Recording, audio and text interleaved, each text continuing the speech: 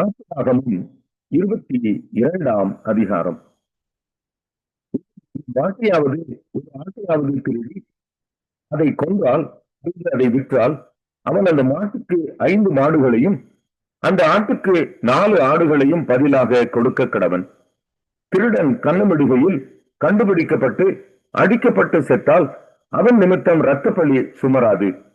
சூரியன் அவன் மேல் உதித்திருந்ததானால் அவன் நிமித்தம் இரத்தப்பழி சுமரும். திருடன் பதில் கொடுத்து தீர்க்க வேண்டும். அவன் கையில் ஒன்றும் இல்லாதிருந்தால் தான் செய்த களவுக்காக விலைப்பட கடவன். அவன் திருடின மாடாவது கழுதையாவது ஆடாவது அவன் கையில் கண்டுபிடிக்கப்பட்டால் இரட்டிப்பாய் அவன் கொடுக்க வேண்டும். பிறனுடைய வயலிலாவது திராட்சை தோட்டத்திலாவது தன் மிருக ஜீவனை மேலவிட்டால் அவன் தன் சுய வயலிலும் திராட்சை தோட்டத்திலும் உள்ள பலனில் உத்தமமானதை எடுத்து பதில் செலுத்த கடவன். அக்கினி எழும்பி உட்களில் பற்றி தானிய பயிரையாவது விழுந்த பயிரையாவது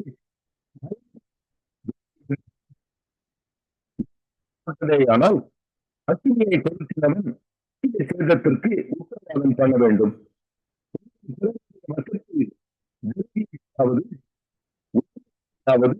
அடைக்கலமாக வைத்திருக்கும் போது அது அவன் வீட்டில் இருந்து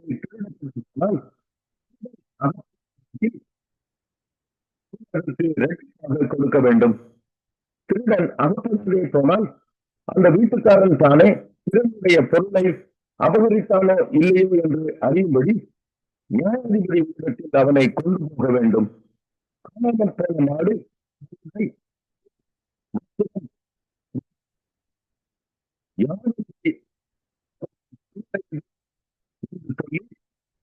சாற்றினால் இரு திறத்தாருடைய வழக்கம் நியாயாதிபதிகளிடத்தில் வரக்கடவது.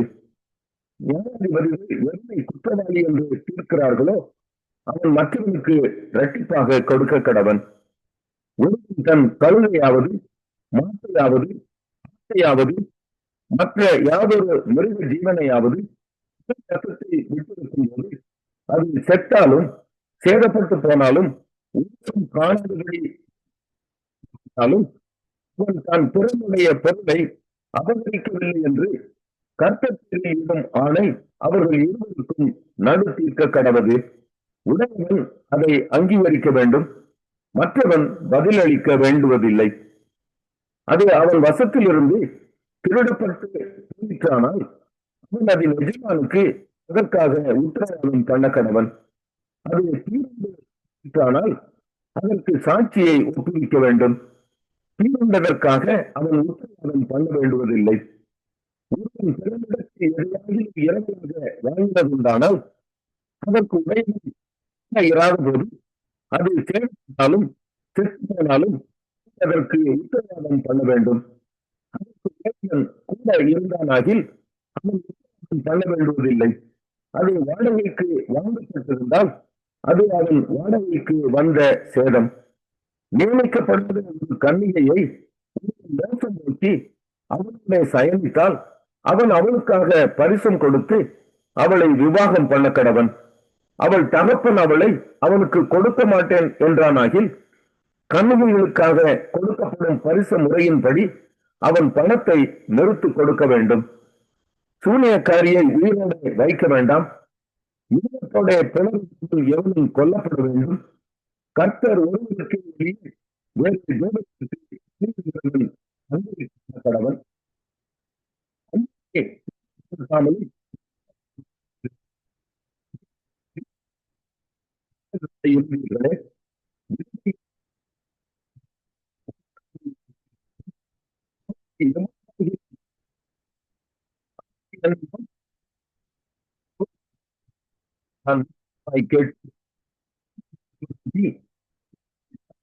கொலை செய்தேன். மனைவிகள்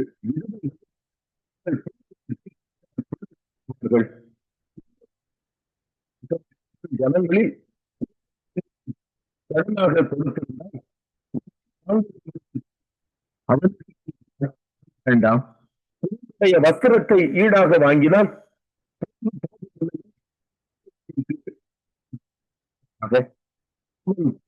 அதுதானே?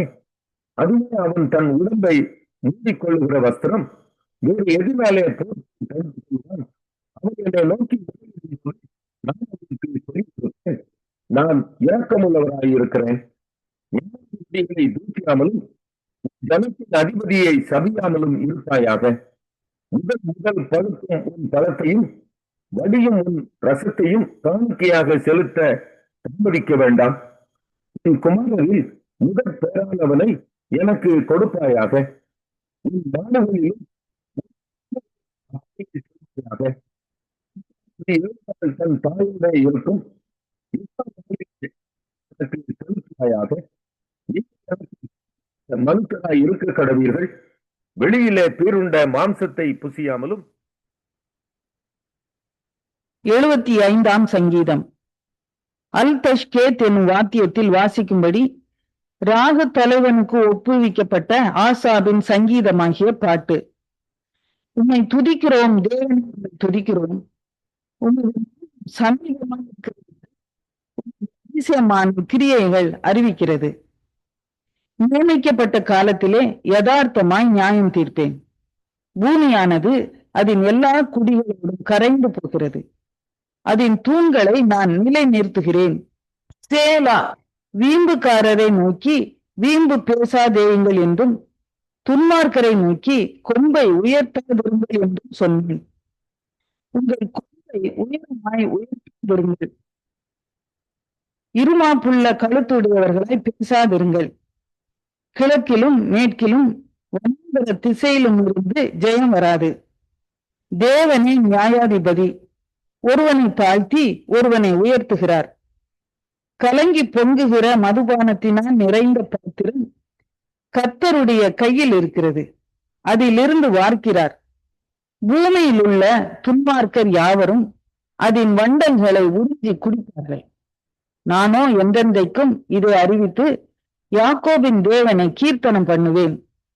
துன்மார்க்கருடைய கொம்புகளை எல்லாம் வெட்டி போடுவேன். நீதிமானுடைய கொம்புகளோ உயர்த்தப்படும்.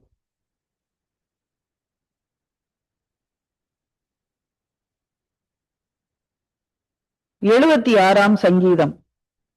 மெகினோத் என்னும் வாத்தியத்தில் வாசிக்க ராக தலைவனுக்கு ஒப்புவிக்கப்பட்ட ஆசாபின் சங்கீதமாகிய பாட்டு. யூதாவில் தேவன் அறியப்பட்டவர். இஸ்ரவேலில் அவருடைய நாமம் பெரியது. சாலேமில் அவருடைய கூடாரமும் சீயோனில் அவருடைய வாசஸ்தலமும் இருக்கிறது. அங்கே இருந்து வில்லி நம்புகளையும் கேடகத்தையும் யுத்தத்தையும் முறித்தார். சேலா. மகத்துவம் உள்ளவரே, கொள்ளையுள்ள பர்வதங்களை பார்க்கிலும் நீர் பிரகாசம் உள்ளவர். தைரிய நெஞ்சுள்ளவர்கள் கொள்ளையிடப்பட்டு நித்திரை அடைந்து அசந்தார்கள். வல்லமையுள்ள எல்லா மனுஷருடைய கைகளும் அவர்களுக்கு உதவாக போயிற்று. யாக்கோபின் தேவனே, உம்முடைய கண்ணில் ரதங்களும் குதிரைகளும் உடங்கி இருந்தது. நீர் பயங்கரமானவர். உமது கோபம் விசாரிக்கவும் பூமியில் சிறுமைப்பட்டவர்கள் யாவரையும் ரட்சிக்கவும் தேவரீர் எழுந்தருளின போது வானத்திலிருந்து நியாய தீர்ப்பு கேட்க பண்ணினீர். பூமி தீர்ந்து அமர்ந்தது. சேலா. மனுஷனுடைய கோபம் உமது மகிமையை விளங்க பண்ணி மிஞ்சும் கோபத்தை நீங்கள் அடக்குவீர். பொருத்தனை பண்ணி அதை உங்கள் தேவனாகிய கர்த்தருக்கு நிறைவேற்றுங்கள். அவரை சூழ்ந்திருக்கிற அனைவரும் பயங்கரமானவருக்கு காணிக்கைகளை கொண்டு வர கடவர்கள்.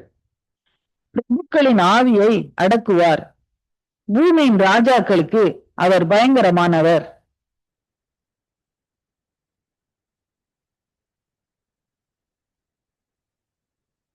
மார்க்கு 8ஆம் அதிகாரம்.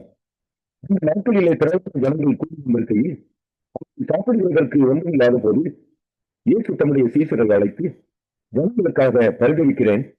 இவர்கள் இப்பொழுது என்னிடத்தில் தங்கியிருந்த 3 நாளாய் சாப்பிட ஒன்றுமில்லாது இருக்கிறார்கள். இவர்களில் சிலர் தூரத்திலிருந்து நண்பர்களாகையால் நான் இவர்களை பட்டினியாய் வீட்டிற்கு அனுப்பிவிட்டால் வழியில் சோர்ந்து போவார்களே என்றார். அதற்கு அவருடைய சீசர்கள், இந்த வனாந்தரத்திலே ஒருவன் எங்கே இருந்து அப்பங்களை கொண்டு வந்து இத்தனை பேர்களை திருப்தியாக்க கூடும் என்றார்கள்.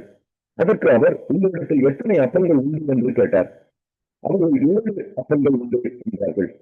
அவர்கள் ஜனங்களை தங்கியிருக்க கட்டளையிட்டு அந்த 7 அப்பங்களையும் எடுத்து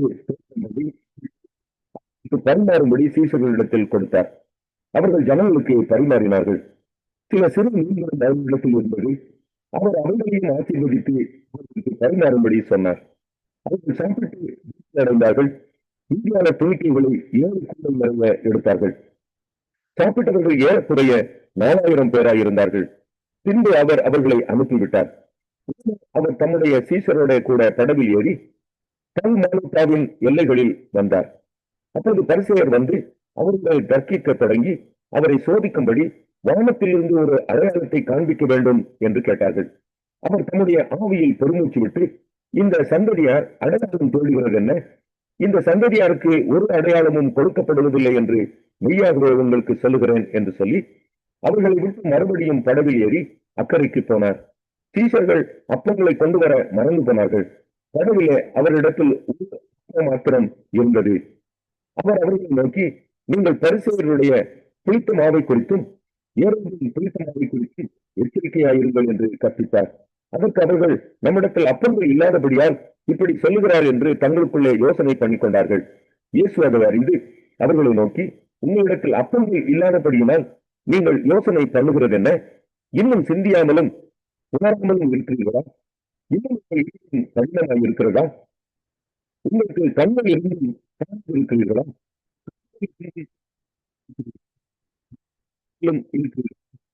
ஐந்து அப்பங்களை 5000 பேருக்கு பங்கிட்ட போது மீதியான துணிக்கைகளை எத்தனை கூடை நிறைய எடுத்தீர்கள் என்று கேட்டார். என்றார்கள். நான் 7 அப்பங்களை 4000 பேருக்கு பங்கிட்ட போது மீதியான துணிக்கைகளை எத்தனை கூடை நிறைய எடுத்தீர்கள் என்று கேட்டார். 7 என்றார்கள். அப்படியானால் நீங்கள் எப்படி என்றார். ஊருக்கு வந்தார். அவர்களிடத்தில் கொண்டு வந்து வேண்டிக் கொண்டார்கள். அவர் குருத்துடைய கையை பிடித்து அவன் கிராமத்திற்கு வெளியே அழைத்துக் கொண்டு போய் அவன் கண்களில் உமிழ்ந்து அவன் மேல் கைகளை வைத்து, எதையாவது காண்கிறாயா என்று கேட்டார். அவன் ஏறிட்டு பார்த்து, நடக்கிற மனுஷரை மரங்களைப் போல காண்கிறேன் என்றான். பின்பு அவர் மறுபடியும் அவன் கண்களின் மேல் கைகளை வைத்து அவனை ஏறிட்டு பார்க்கும்படி செய்தார். அப்போது அவன் சொஸ்தமடைந்து யாவரையும் தெளிவாய் கண்டான். பின்பு அவர் அவனை நோக்கி, நீ கிராமத்தில் பிரவேசியாமலும் கிராமத்தில் இதை சொல்லாமலும் இரு என்று சொல்லி அவனை வீட்டிற்கு அனுப்பிவிட்டார். பின்பு இயேசுவும் அவருடைய சீசர்களும் புறப்பட்டு பிலிப்பு செசரியா பட்டணத்தை சேர்ந்த கிராமங்களுக்கு போனார்கள். வழியிலே அவர் தம்முடைய சீசர்களை நோக்கி, ஜனங்கள் என்னை யார் என்று சொல்லுகிறார்கள் என்று கேட்டார்.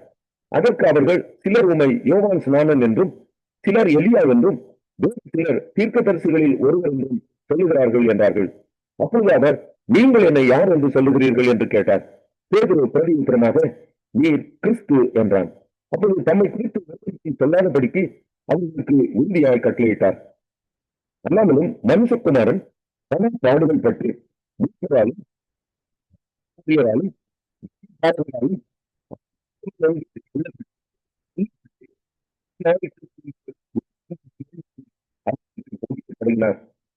இந்த வார்த்தையை அவர் தாராளமாக சொன்னார். அப்போது பேதுரு அவரை தனியே அழைத்துக் கொண்டு போய் அவரை கடிந்து கொள்ள தொடங்கினான். அவர் திரும்பி தம்முடைய சீசரை பார்த்து பேதுருவை நோக்கி, எனக்கு பின்னாக போ சாத்தானே, நீ தேவனுக்கு ஏற்றவைகளை சிந்தியாமல் மனுஷருக்கு ஏற்றவைகளை சிந்திக்கிறாய் என்று சொல்லி அவனை கடிந்து கொண்டார். பின்பு அவர் ஜனங்களையும் தம்முடைய சீசர்களையும் தம்மிடத்தில் அழைத்து, என் பின்னே வர விரும்பினால் அவன் தன்னைத்தான் வெறுத்து தன் சிலுவையை எடுத்துக்கொண்டு என்னை பின்பற்றப்படவன், தன் ஜீவனை ரட்சிக்க விரும்புகிறவன் அதை இழந்து போவான், என் நிமித்தமாகவும் சுவிசேஷத்தின் நிமித்தமாகவும் ஜீவனை இழந்து போகிறவன் அதை ரட்சித்துக் கொள்வான். ஜீவனை நஷ்டப்படுத்தினால் அவனுக்கு லாபம் என்ன? மனுஷன் தன் ஜீவனுக்கு ஈடாக எண்ணத்தை கொடுப்பான். ஆதலால் விபசாரமும் உள்ள இந்த சந்ததியில் என்னை குறித்தும் என் வார்த்தைகளை குறித்தும் எவன் வெட்கப்படுவானோ அவனை குறித்து மனுஷகுமாரனும் தனது பிதாவின் மகிமை பொருந்தினவராய்